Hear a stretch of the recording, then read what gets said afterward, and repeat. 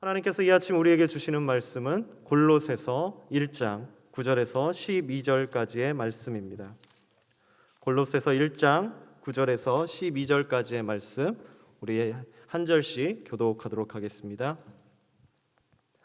이로써 우리도 듣던 날부터 너희를 위하여 기도하기를 그치지 아니하고 구하노니 너희로 하여금 모든 신령한 지혜와 총명에 하나님의 뜻을 아는 것으로 채우게 하시고 주께 합당하게 행하여 범사에 기쁘시게 하고 모든 선한 일에 열매를 맺게 하시며 하나님을 아는 것에 자라게 하시고 그의 영광의 힘을 따라 모든 능력으로 능하게 하시며 기쁨으로 모든 견딤과 오래 참음에 이르게 하시고 우리로 하여금 빛 가운데서 성도의 기업의 부분을 얻기에 합당하게 하신 아버지께 감사하게 하시기를 원하노라. 아멘.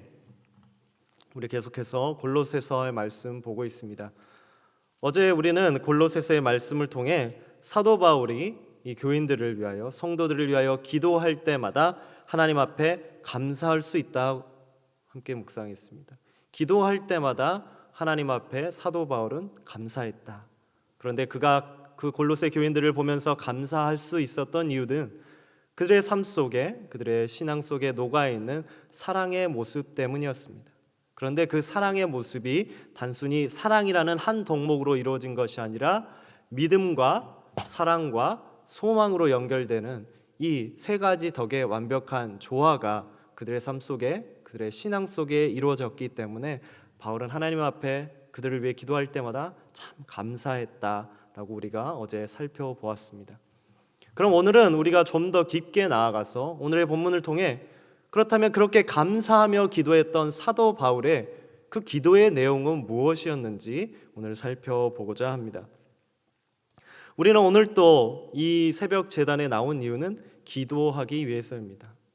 기도하기 위해서 우리는 이 자리에 나왔습니다. 그렇다면 그러한 간구함과 간절함을 가지고 나오신 여러분의 가장 큰 기도 제목은 무엇입니까? 여러분의 가장 큰 소원은 지금 무엇입니까? 우리의 가정일 수 있고 우리의 사업장일 수 있고 남이 모르는 나의 깊은 아픔과 상처일 수 있고 더불어 하나님과 나와의 관계를 고민할 수도 있고 대부분은 나의 처한 현실을 하나님 앞에 토로하는 기도 제목이 아무래도 가장 큰 제목일 것입니다. 그런데 오늘 바울은 말씀을 통해 우리가 소원해야 될 가장 큰 기도 제목이 있다라고 이야기합니다. 그것이 9절의 말씀에 나타납니다. 이렇게 기록하고 있습니다. 이로써 우리도 듣던 날부터 너희를 위하여 기도하기를 그치지 아니하고 구하노니 너희로 하여금 모든 신령한 지혜와 총명에 하나님의 뜻을 아는 것으로 채우게 하시고 하나님의 뜻을 아는 것으로 채우게 하시고 바울이 골로새 교회를 향해 기도를 열심히 했습니다. 어제 말씀에도 드러났지만 바울은 홀로 기도하지 않고 함께 동역하는 모든 이들과 합심하여 기도했습니다. 그리고 시간을 떼어 구별하여 매 시간 구별하며 진심의 마음으로 골로새 교회를 위해 기도했습니다. 그런데 그 기도의 가장 첫 제목이 무엇이었느냐? 하나님의 뜻을 아는 것이었습니다. 성도라 부르는 하나님의 백성들이 하나님의 뜻을 아는 지식으로 가득 채워지기를 간구하고 소원하였습니다. 하나님의 마음을 아는 것, 하나님의 깊으신 뜻을 읽어내는 것, 그것은 성경 전반에 걸쳐서 나타나 있는 믿음의 선조들의 고백이었습니다. 하나님의 백성들이 삶을 전심을 다해 간구했던 것, 모양과 여러 형편은 각기각색 다르지만 그 궁극적인 끝에 있어서는 하나님의 마음, 하나님의 뜻을 아는 것이었습니다. 비단 구약 시대뿐만이 아니라 신약 시대에도 그랬고 2000년이 넘는 오랜 세월 동안 기독교의 역사에서 교회라고 불리는 이 역사 가운데 가장 큰 과제는 무엇이었느냐? 하나님의 뜻을 아는 것이었습니다. 하나님의 마음을 아는 것이었습니다. 제가 신학이란 것을 계속 공부하고 또 공부를 열심히 하고 있는데 공부를 할 때마다 때로는 괴로울 때가 많습니다. 내가 굳이 이런 것까지 공부를 해야 될까? 머리에 쥐가 날 정도로 내가 이것을 굳이 공부해야 될까? 때로는 요즘 사람들이 쓰는 말로 현타라는 말을 쓰잖아요. 현실이 자각되는 타임이 오잖아요. 성경 보면 될 것 같은데 그 어려운 책들을 굳이 내가 왜 보고 있을까 실망하며 좌절하며 정말 무너져 갈 때, 그때마다 제 마음을 생동하게 하고 회복하게 하는 그 궁극적인 한마디는, 그래, 이것이 하나님의 뜻을 알아가는 것이지. 내가 이것을 통해 다른 것을 바라는 것이 아니라, 내 지혜가 충만해지는 것이 아니라 궁극적으로는 하나님의 뜻을 아는 것이지. 그 말씀이, 그 한마디가 참 위로가 됐었습니다. 그래서 구약의 호세아 선지자는 그 하나님의 뜻에 갈망하면서 이렇게 우리에게 선포했습니다. 나는 인애를 원하고 제사를 원치 아니하며 번제보다 하나님을 아는 것을 원하노라. 호세아가 하나님의 뜻을 이렇게 선포합니다. 나는 제사를, 하나님께서는 제사를 원하시는 것이 아니라 하나님의 마음을 아는 것을 원하노라. 결국 우리의 신앙의 목표는 경건한 모습을 추구하는 것도 아니고, 그 경건한 모습을 학습하기 위하여 습관으로 들기 위해서 예배만 드리는 것이 우리의 신앙의 목적이 아니라는 것입니다. 더 구체적으로 말씀드리자면, 우리가 이 새벽기도, 주일 예배, 모든 신앙생활의 예배를 드린다고 해서 성도의 삶이 온전해지는 것이 아닙니다. 어떨 때 온전해지느냐? 바로 예배의 주인 되시며 이 예배를 다스리고 계시고 이 예배에 함께하고 계시고 이 목적이 되시는 하나님을 만나야, 그 하나님을 이해할 때 비로소 우리의 예배가 완성되고 올려지는 것입니다. 이 아침 바라기는 이 자리에 함께한 여러분 모두가 오늘의 예배의 주인 되시는 하나님의 마음을 아시기를 간절히 소원드립니다. 그 하나님의 뜻이 체험되고 깊이 새겨지기를 간구드립니다.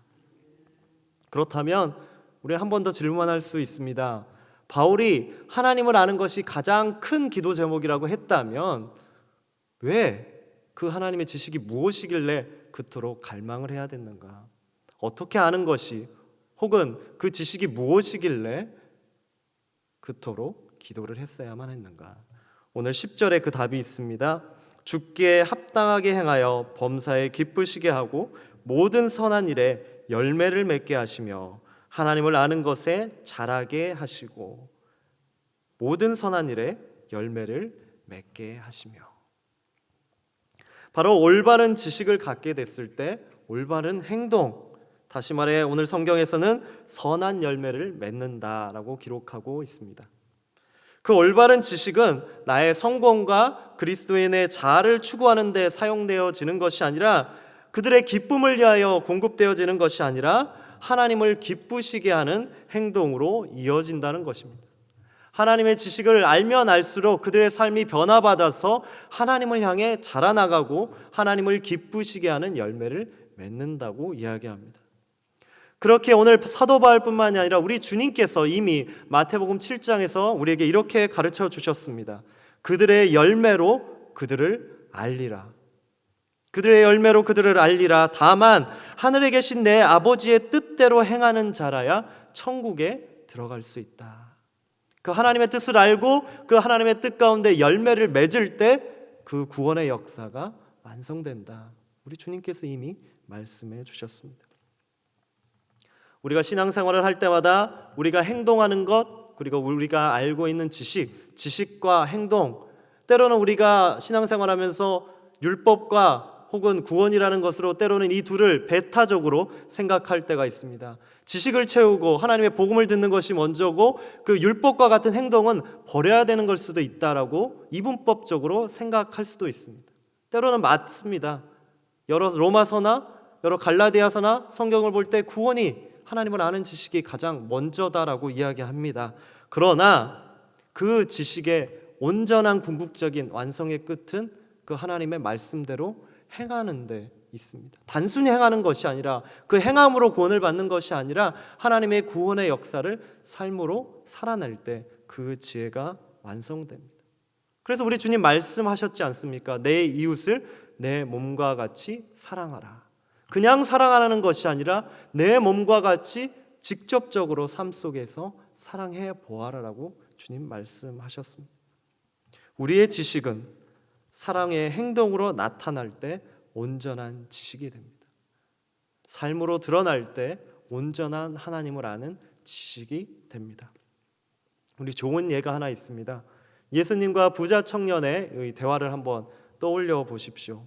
그 부자 청년, 이미 지식에는 통달한 사람입니다. 율법에 너무나 통달했던 사람입니다. 그래서 줄줄줄 이야기합니다. 내가 이웃을 사랑하는 개념이 이거 율법에서 말하는 대로 제가 다 지켰습니다. 조금 더 깊은 묵상을 해본다면, 오늘 본문은 아니지만 그 부자 청년이 이야기했던 여러 조문들, 논리적 구조가 그 당시 최고의 학자들이, 최고의 유대 율법 학자들이 이야기했던 내용이었습니다. 자신의 지식을 드러낸 것이죠. 주님, 제가 이만큼 율법을 잘 압니다. 하나님의 지식을 잘 압니다. 우리 주님 뭐라고 하셨습니까? 청년이 질문했죠. 내가 이 모든 것을 지켰는데 아직도 부족한 게 있습니까? 내가 이만큼 통달했는데 아직도 부족한 게 있습니까? 우리 주님 뭐라 하셨습니까? 내 소유를 팔아 가난한 자들에게 주라. 행동을 해라. 하나님을 아는 지식은 하나님의 뜻을 알고 실제로 행함을 통해 나의 지식이 됩니다. 내 삶 속에서 하나 둘씩 완성되고 행해질 때 비로소 열매로 드러나게 되는 것입니다. 이렇게 열매를 맺고 성장하게 될 때 결국 하나님의 거룩한 자녀로 부름받은 성도는 무엇을 얻게 되는 것일까요? 하나님의 지식도 알고 그 지식이 우리를 선하게 하고 열매를 맺게 한다면 그 끝에는 무엇이 기다리고 있을까요? 바울은 11절과 12절을 통해 이렇게 정리하고 있습니다. 그의 영광의 힘을 따라 모든 능력으로 능하게 하시며 기쁨으로 모든 견딤과 오래 참음에 이르게 하시고 우리로 하여금 빛 가운데서 성도의 기업의 부분을 얻기에 합당하게 하셨다. 어떻게 보면 의외의 결론입니다. 정말 하나님의 말씀대로 열심히 살았으면 그 끝에는 축복이 나와야 될 것 같습니다. 우리의 생각이라면 주님께서 복에 복을 더하겠다, 내가 너의 소유와 너의 삶을 평안케 하고 충만하게 하겠다라는 말씀이 뒤따라야지 올바를 것 같습니다. 하지만 뭐라고 하십니까? 인내하게 한다라고 이야기합니다. 하나님의 뜻을 알 때마다 내가 너희를 오래 참게 하겠다고 이야기합니다. 어떻게 보면 잘 이해되지 않는 이 문구를 우리가 조금 더 묵상하고 받아들이기 위해서는 바울이 살았던 시대를 좀 이해할 필요가 있습니다. 지금부터 바울은 2000년 전의 사람입니다. 지금의 사람이 아니고 2000년 전에 살았고 그 2000년 전의 삶과 문화 속에서 이 골로새서를 기록했습니다. 바울이 살고 있던 그 소아시아 헬라의 세계에서 사람들이 가장 궁극적으로 추구하는 최고의 덕은 무엇이냐? 오래 참음이었습니다. 인내였습니다. 그 당시 세상을 지배하고 있던 철학의 사조가 스토아라는 철학이었는데 그 스토아 철학에서 가장 최고의 덕목으로 여기는 것이 인내였습니다. 오늘 동양적으로 이야기하자면 어떻게 군자가 되고 어떻게 우리가 수양을 해야 최고의 선에 이를 수 있냐? 그것이 인내였습니다. 오래 참음이었습니다. 그런데 그리스도인 하나님의 백성의 삶의 인내는 조금 달랐습니다. 성도의 인내는 자기의 인격을 수용하기 위한 오래 참음이 아니었습니다. 그들의 인내는 하나님의 영광을 위한 즐거움과 기쁨으로 건디는 인내였습니다. 하나님의 영광을 위해 기쁨으로 즐거움으로 받아들이는 오래 참음이었습니다. 죽은 자를 살려내신 기쁘신 하나님의 뜻을 이해하였기에 이를 통해서 그들이 삶 속에서 경험되어지는 여러 시험과 고난과 환난과 좌절과 핍박 속에서 오래 참을 수 있었던 것이요. 그것이 우리의 믿음의 선조들이 보여준 성령의 열매이자 그들의 은혜였습니다. 그렇게 사도 바울은 신라와 함께 빌립보 감옥에 갇혔을 때 하나님을 찬양했습니다. 고난 중에 하나님을 기쁘시게 했습니다. 우리 주님께서도 우리에게 이렇게 가르쳐 주십니다. 나를 인하여 너희를 욕하고 핍박하고 거짓으로 너희를 거스려 모든 악한 말을 할 때 너희에게 복이 있나니 기뻐하고 즐거워하라. 우리 주님 그렇게 가르쳐 주셨습니다. 하나님을 아는 지식은 우리의 삶 가운데 하나님의 사랑의 열매를 드러내게 합니다. 어려운 현실을 기쁨으로 이기게 합니다. 우리 어제 회복과 생명을 위한 부흥회 시작했는데 우리 담임 목사님께서 2번에 걸쳐서 계속 말씀해 주셨습니다. 우리가 왜 우리의 삶에 능력이 없느냐? 우리 하나님의 은혜를 모르기 때문에, 은혜를 쫓지 않기 때문에 환난과 핍박과 시험이 다가올 때 은혜를 모르니까 무너진다. 오늘 마찬가지입니다. 하나님의 뜻을 아는 사람은 은혜를 알기 때문에 그 환난을 오래 참으며 하나님의 비전과 꿈을 행해 나갈 수 있는 것입니다. 오늘 우리의 삶의 무거운 기도 제목을 놓고 이 아침 기도할 것입니다. 하지만 오늘을 조금 다르게 한번 기도해 보십시오. 아버지 하나님, 주님의 말씀을 통해 당신의 뜻을 알게 하여 주시옵소서. 어려운 현실 가운데서도 믿음의 눈으로 인내하며 나아가는 힘을 우리에게 주셔서 그래서 우리의 삶이 하나님께 영광이 되게 하소서. 우리가 그렇게 기도할 때 궁극적으로 하나님께서 우리에게 허락하신 믿음의 기업 상급을 받게 될 것입니다. 오늘 하루 살아갈 때 우리의 삶 가운데 나의 지식이 아닌 하나님의 지식을 통해 세상에 감당할 수 없는 그 풍성한 하나님의 은혜를 맛보시는 저와 여러분이 되시기를 간절히 소원드립니다. 함께 기도하시겠습니다. 우리의 기도의 제목이 되시는 하나님, 그 무엇보다 우리가 하나님의 뜻을, 하나님의 마음을 알게 하옵소서. 나의 만족과 유익을 쫓는 강구의 삶이 되지 않게 하시고 말씀 가운데 주의 뜻을 깨닫게 하옵소서. 그래서 삶의 거친 풍파 가운데 흔들리지 않고 주의 영광을 바라보며 믿음으로 인내하는, 믿음으로 감내하는, 믿음으로 오래 참는 하나님의 백성 성도로서의 오늘의 삶이 되게 하여 주시옵소서. 우리의 지식의 근원 되시는 예수 그리스도의 이름으로 기도드리옵나이다. 아멘.